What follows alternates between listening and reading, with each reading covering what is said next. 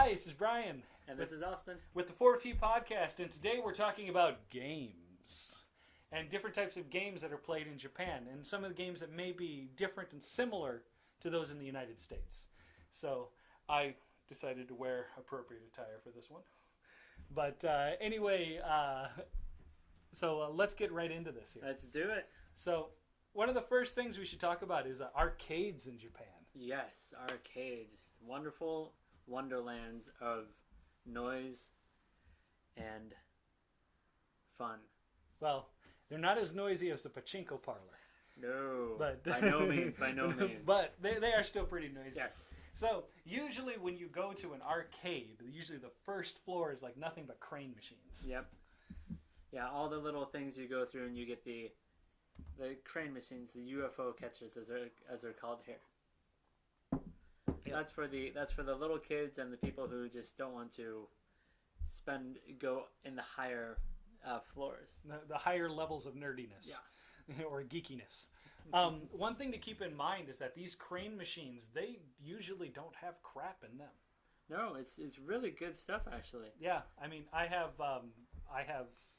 stuff here. I mean, I could pull it out, but I have statues and different like figurines and stuff that I got from inside a crane machine. And they even have food as well. You'll go through, and some of them have big bags of potato chips, and some of them have candy. But there's also ones that are refrigerated, so you can get cake out of them, cream, and ice cream, and there's a lot of good stuff. And some of them even have live animals in them, so you can get goldfish with a special one that goes by and has a hook.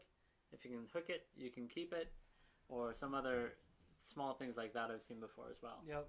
Another thing is that like sometimes like for those of you that are really up on like the One Piece series, there are some figurines that you can only get in crane games. So that's one of the things how they pull people in is that in order to get this specific like figurine of this specific character that you really like, you actually have to play the crane game to get it. Yep, they do that specifically with some of the more popular anime. So I know Naruto, Dragon Ball series, and One Piece. They've done that with. But there's also like Hatsune Miku from the Vocaloid series that's also there as well. There's Super Sonico. Super Sonico. Yep. And then Classicaloid is a new one that's out that they have characters for that for. And Gloomy Bear. Gloomy Bear. Lovely Gloomy Bear. But you will also see like the new Sumiko Gurashi and Rilakama there as well. Yep. Yeah, there's a lot of different things that you can find in those crane games. It's not cheap stuff. Right, but it's and like Gudetama. Gudetama. Now, one thing to remember with the crane games is that like there are some places that I went into in the United States to play crane games, and it was obvious that crane game was just meant to screw you over, like just horribly. Yeah. Usually, with Japanese crane games, there is either like one specific point that you have to hit to get the item, or after you've spent a certain amount of money, the machine will actually like kind of push it or grab it for you. Yeah, a lot of it is I think. There was an algorithm that they had that you could figure it out if you looked at the certain counter on it. But yeah.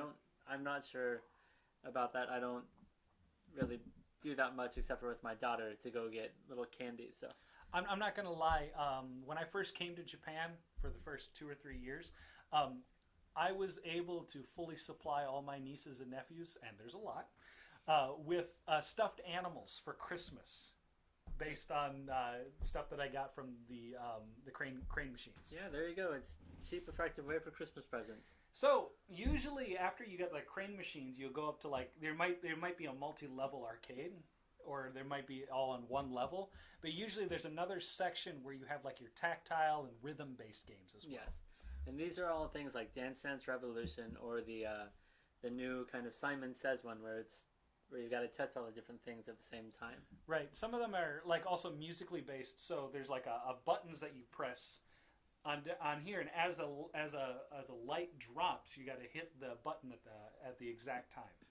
There's also like a cube as well. Yeah. They have to use to press. Yeah, the cube ones I've seen before. There's a lot of different ones, and they're all very they're all actually fairly involved. You have to press multiple buttons at the same time and look at multiple different screens at the same time as well. Yep. So those games, in all honesty, I have seen a large community of people that just gather around those games in general. There seems to be, especially with Dance Dance Revolution or the more tactile things like the Cube game.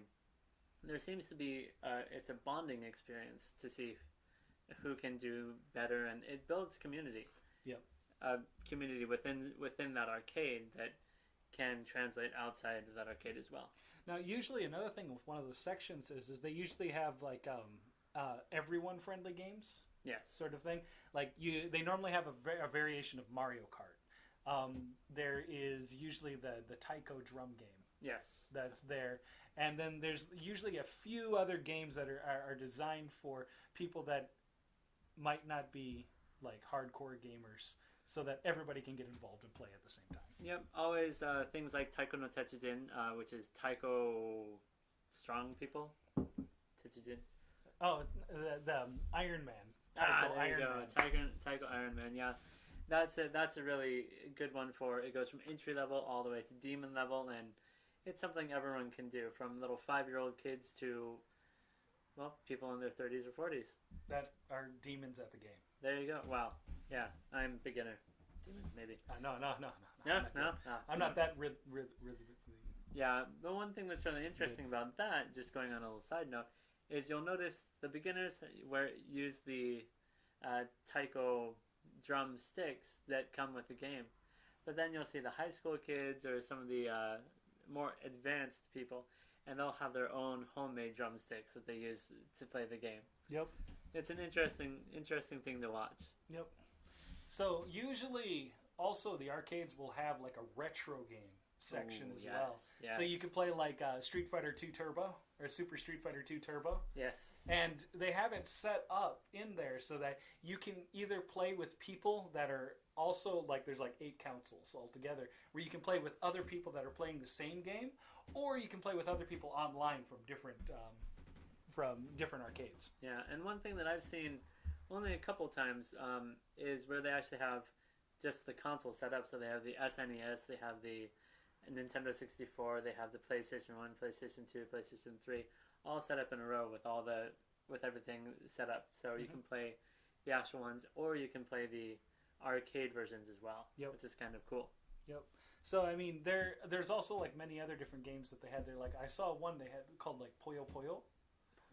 Puyo Puyo is kind of like a Tetris and Dr. Mario. Right. Yeah, they've got a lot of different games and a lot of different versions of the same game that can make it easier, more difficult depending on what you want to play. So depending on your preferences, I mean, if you want to play retro games, usually there are retro games there that they have a section for retro games at the same time.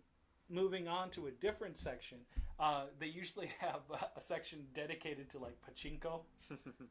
Yes. Or dedicated to like the metal games. Yeah.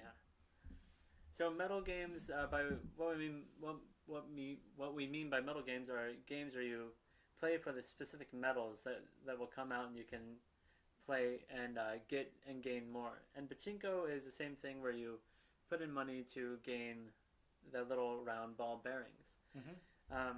Now, you told me one interesting fact about pachinko.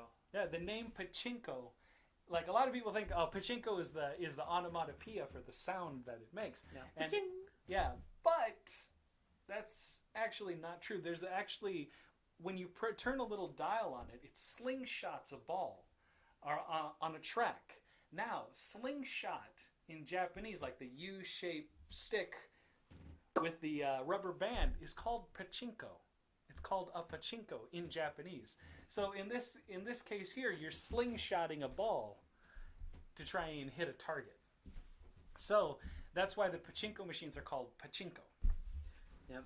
And for the pachinko and metal games, it's what you'll see sometimes is, of course, you'll see the old man sitting there smoking a cigarette, playing the pachinko. But right next to them on the metal machines, there's families that will play together to win coins from a dinosaur that spits them out, or it's a little bit of a bonding experience for parents and kids who don't always see eye to eye with the Nintendo Switches or something like that. Yep. So, but like the metal games, you cannot cash out any of the coins for more coins. Yes.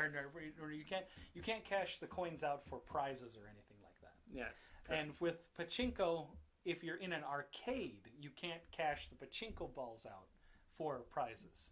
If you're at a pachinko parlor, you can cash the balls out for a prize, in which you go to a different window, you hand them the prize, they hand you the money. Gambling. But it's two separate companies, so therefore, one company is buying from another company, buying from you, which is bought from another company. There we go. So you're just a middleman. Anyway, so the next section, and this is usually in the back corner, with a lot of like, I've seen like really hardcore gamers, is your what I call the MMORTS. Ah, okay. I thought you were going with the pink corner there. Sorry. Oh, not the pink corner. No.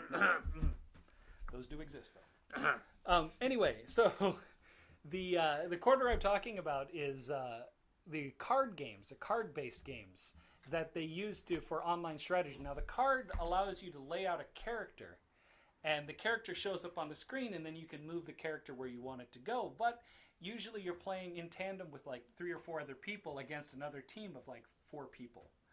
So these kind of RTS games, one of them that I play is called Lord of Vermilion, and it's already on its 3rd rendition. And there are cards in this here. I hope you can see these well. And it's made by Square Enix, so sometimes Final Fantasy characters will show up too. So here's like Toneberry. And here's the Omega Weapon. And Bomb. So there's a bunch of different characters from different game series. There's also like different gods from mythology and whatnot. So here's like Odin from Norse mythology. Yes. Is in here as well.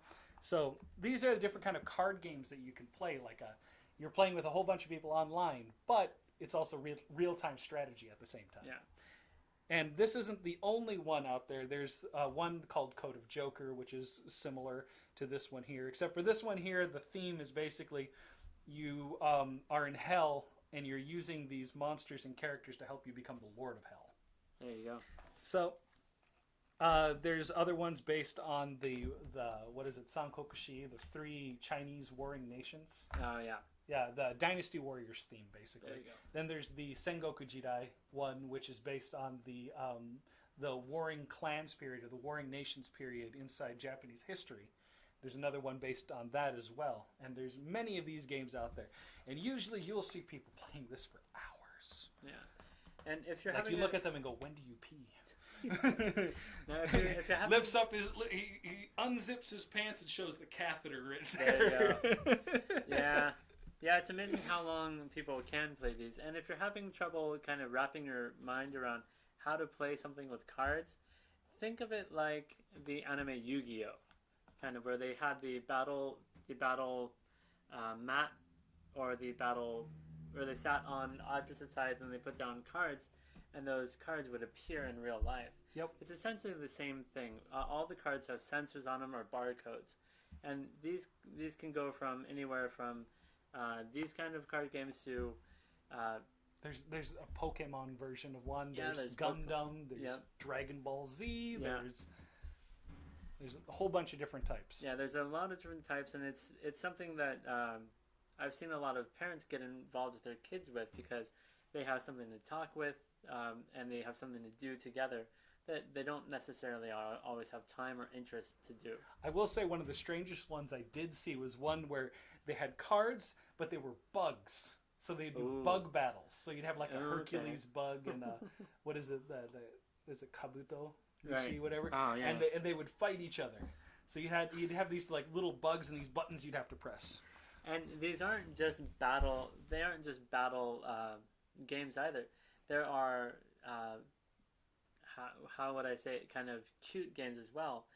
My daughter really likes these games. There's a princess dress up game where you use your cards to dress up princesses or to go on adventures as well. Mm-hmm. So there's a wide array of cards. There's another one, another style of game that's out there. It's not card based or whatnot, but it's touchscreen based, and it's basically trivia games. So it's like trivia for a certain theme of some kind, or like a general knowledge, and like people will basically play this game to fight to be the number one rank to in all of Japan, to who knows the most trivia, who's got the most trivia right. Yeah, so interesting culture that builds out of that. Even though you don't know each other, you can kind of talk to each other or see how you rank against each other. Right. So there's also like shooting games. Like shooting games, yes. Shooting games have gotten way better, especially with the new Time Crisis that came out. Time Crisis 5 is out now. So I saw that one not too long ago in the arcade. I was like, ooh, looks good. Hopefully I can get to it before someone breaks the gun. There you go. Yeah, everything's leveled up since we were kids. There's all the shooting games that are really immersive now. You have some of them that are, I haven't played them, but I've seen that are 3D, so you put on the glasses and you can play with those. Yep. The guns. There's also Gunslinger Stratus that came out. That came out about 3 years ago, I think. Gunslinger Stratus is basically you have two guns that are connected to the console with 3 screens, and it is an RPG that you play with like a bunch of other people online. It's a giant battle, but with your characters, you're in like a city and you can like jump over like buildings and whatnot, and you're trying to shoot at other characters with these 2 guns. Now, it's regular if you're shooting the 2 guns, but if you put the guns side by side, it becomes like a shotgun. Ooh. Or if you put one gun on top of the other one, it becomes like a sniper rifle sort of thing. It does like rifle damage, and if you put them together, it does shotgun damage, and if you put them like this, then it does regular damage. So you see all these people with the dual guns playing this game called Gunslinger Stratus, and it's all like in real time with like a real time MMO that they're playing with a bunch of other people online. It's amazing. Yeah, and it's good to see that things have gone from just the arcades to more physical activities, and using things to get you moving as well. So that might go into one of the stereotypes of Japan, why everyone's so skinny, because they use all their muscles while playing arcades. Well, one thing to also keep in mind is like some of these games that they have like that Lord of Vermilion with the cards that we showed you and whatnot. You have to go to the arcade to play those games. Now, it is made by like Square Enix, which Square Enix usually works through PlayStation and whatnot. Right. So like with all your Final Fantasy games and Square Enix, I think also like Kingdom Hearts series, also worked with Disney on the Kingdom Hearts series.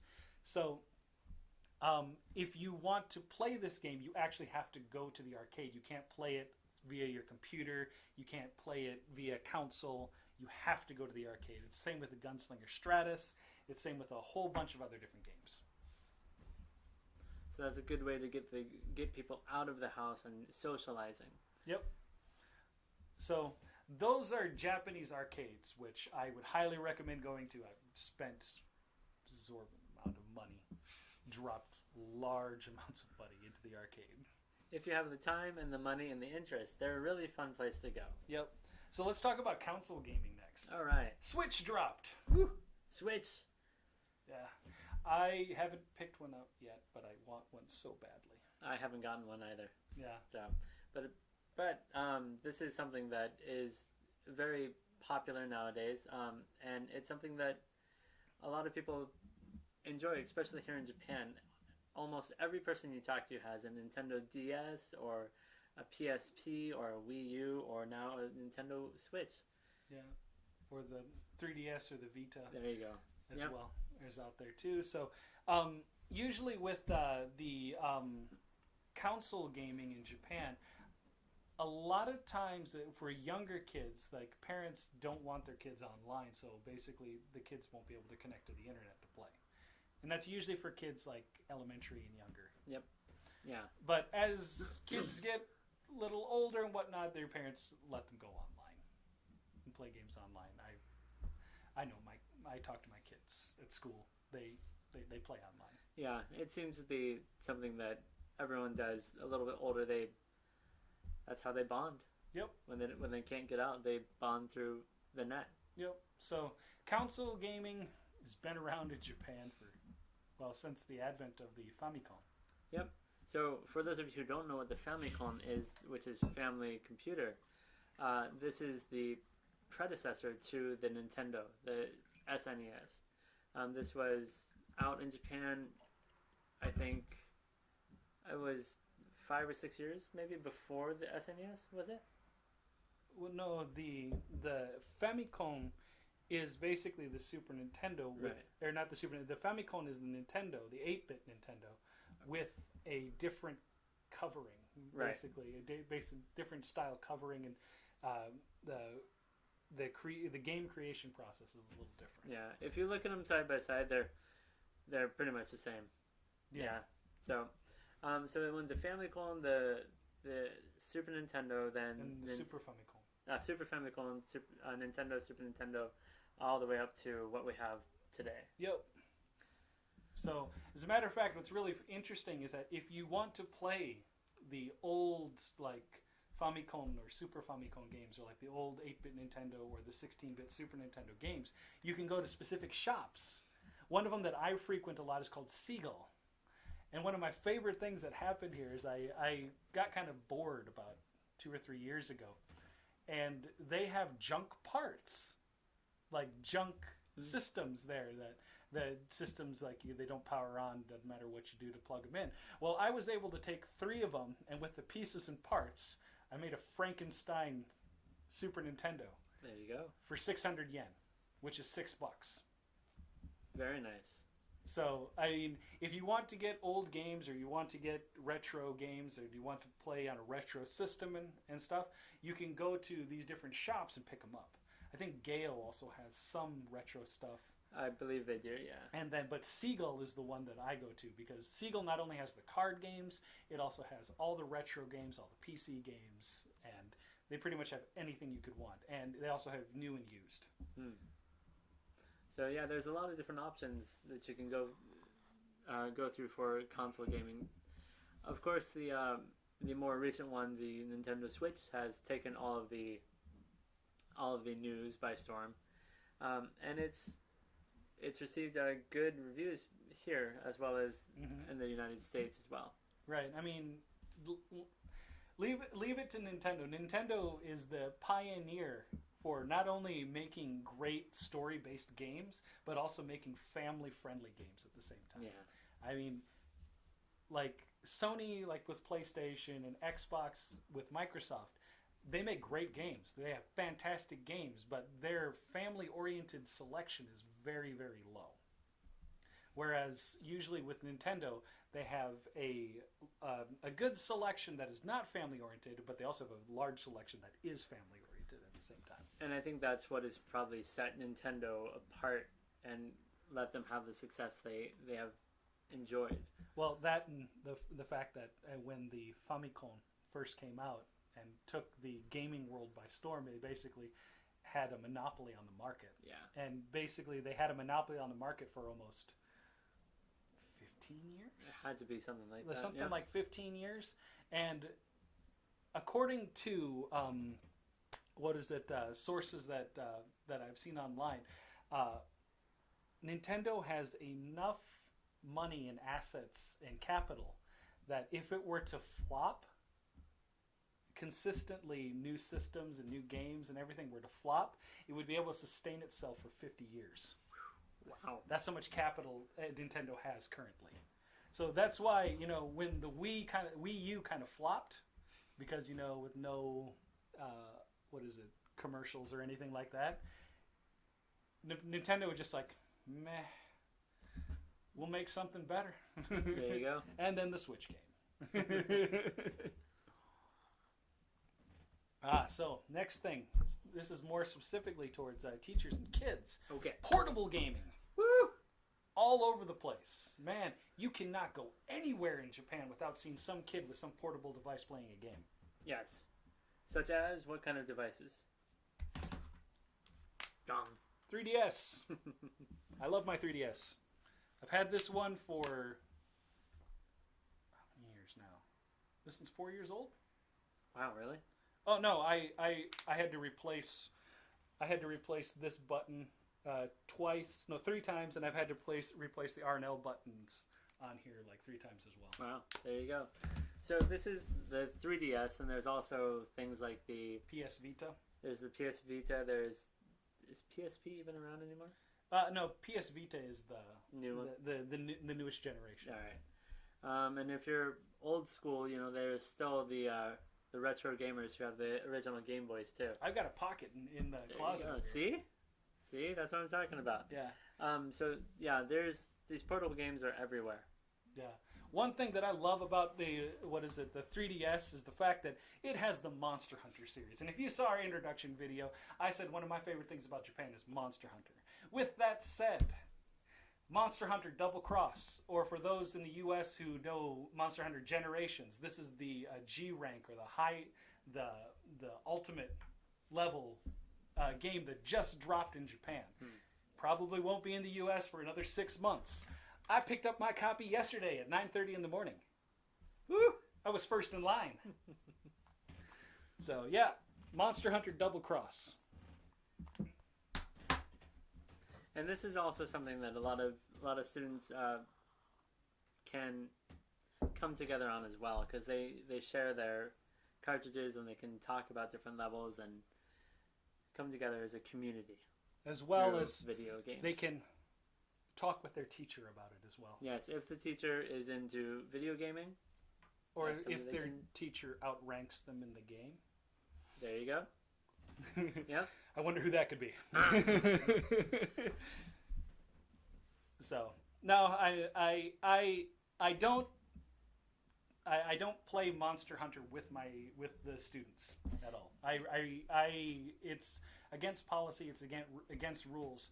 What I tell the kids is they're like, are you going to play Monster Hunter like tonight? Are you going to be playing tonight? And I'm like, I might play tonight, but they said, well, give me your code so we can share information. Well, technically, I can't do that. Yeah, that goes against.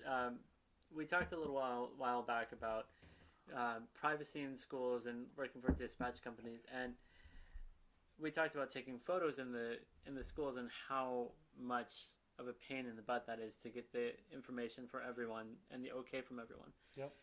Playing video games is the same thing, especially if you're going to play online with your students, because students can engage in internet bullying, and that's something that is a very hot topic here in Japan, because many students have, well, unfortunately, committed suicide because of online bullying, or there's been a lot of trouble.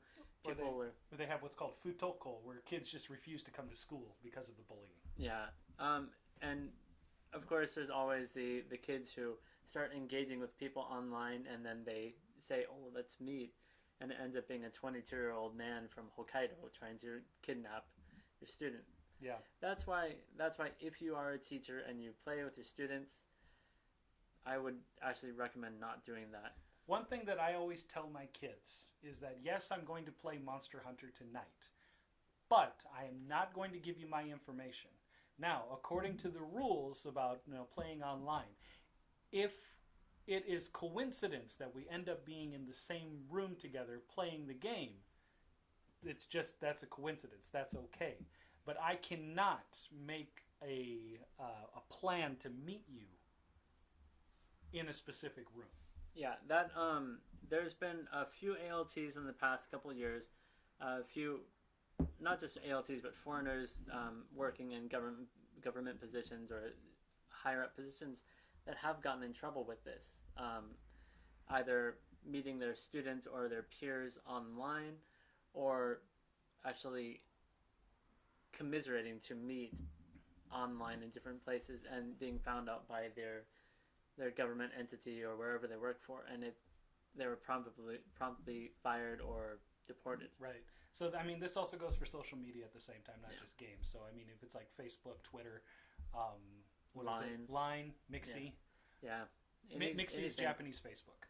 Pretty much, yeah. Anything like that, it's best not to mix personal and business, especially if there's students involved. Right. Now, if they're college students, high school or college, that's a little bit different because they're considered adults in Japan. But anything under high school, yeah, don't mix it. Don't mix your life in them. All right, so let's move on to net cafes. All right, net cafes. I think this may be only a Japanese phenomenon. What do you think? I know that there are some in China, and I know there are some in Korea, but I know that there's like there was a guy in China where his son basically became like a NEET, which is NEET is what it means is like somebody who maybe has become so enthralled with a game or so enthralled with something like that that they just refuse to go out and get a job and they just live at home with their parents, which does happen in Japan. But in China, there was this kid that was constantly playing this online game over and over and over again. And the dad went out and hired like a group of like 5 or 6 people, of high-level people in the game, hired them to kill that guy's character whenever they saw it, to basically hunt that character down so that the person playing wouldn't be able to play the game. So you mentioned NEET, which is different from NEAT. It's NEET. Yeah. And you mentioned that they stay at home all day. We should probably go over the phenomena in Japan called hikikomori, NEET, and furita, or furita. So we'll go over that in a different podcast. Okay. But NEET is the one that's normally specific for gaming. Yeah. And the NEET, the students who the kids who are who do this, they also, it has a big impact on their social life as well as on their school life. Right. So basically, like the normally with people with that are NEET, the alternate reality in which they exist with their characters and whatnot, to them is more meaningful than the relationships that they have in the real world with real people. Very well put. Thank you. So, net cafes. Now, what's really awesome about net cafes? Well, let's see. The few net cafes I've been into before, one, you can rent your own little cubicle and watch anime that they have there. You can read comic books that they have there. There are facilities. Some even have showers, and you can get food as well. Mm-hmm. Not to mention that usually they have different platforms for online gaming. Ah, there you go. So at the net cafes, if you wanted to play like World of Warcraft or something like that, you'd be able to log into your account and play it from that location. And it's safe because those computers there, once you log off or once you've been inactive for a certain amount of time, it automatically logs out and deletes all data. Everything is all temporary on the computer. So it does like an automatic reset on it. So sometimes people who want to do gaming but just want to do it outside the home or whatnot, or maybe if they wanted to use like a better PC for gaming like that specifically, they would go to like a net cafe. Right. And net cafes are also the setting for friend meetups as well. And there's also the settings for romances as well. There's been multiple dramas on TV in Japan about people meeting in cafes and becoming romantically involved and going on through their life. Right. One other thing about a net cafe is that you pay for when you go to the net cafe, from the moment you basically meet the attendant at the front desk, you're basically paying by hour for however long you're staying there. Now, one thing is that if you are traveling in Japan and you want the absolute cheapest amount of housing you can get, or cheapest lodging you can get, net cafe is the way to go.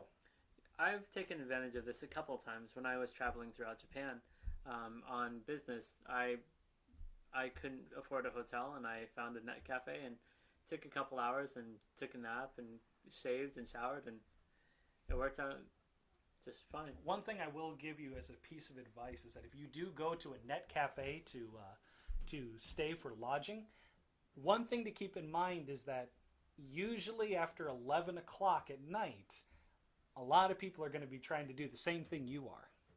So you need to get there a little early. So which means that you can either enjoy the nightlife and sleep in a chair, or you can get there early and actually get like a mat or something to sleep on at the net cafe itself. Yes.